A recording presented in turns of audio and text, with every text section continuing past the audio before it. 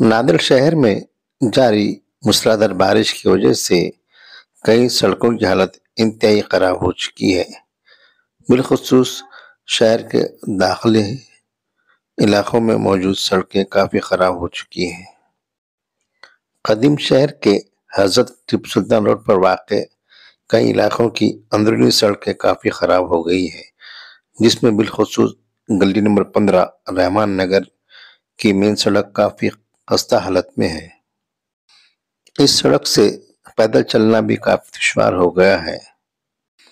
चंद माह कबल इस सड़क को पाइपलाइन डालने के लिए खोदा गया था, लेकिन इसके बाद इसकी कोई मरम्मत नहीं हुई है, जिसकी वजह से सड़क पर बड़े बड़े गड्ढे हो चुके हैं, जिसमें बारिश का पानी जमा हो रहा है और ये कीचड़ में तब्दील हो रहा है। इस इलाके के अवाम का म्युनिसिपल कॉर्पोरेशन और मुतल्लिका कॉर्पोरेटर से मुतालबा है कि इस सड़क की फिर मरम्मत करें। सड़क से पैदल गुजरने वाले कई छोटे बच्चे, बुजुर्ग अफराद गिर रहे हैं, इसलिए अवाम का मुतालबा है कि मुतल्लिका कौम इस जानिब फौरी तवज्जो दे और सड़क को आर्जी तौर पर मरम्मत करे।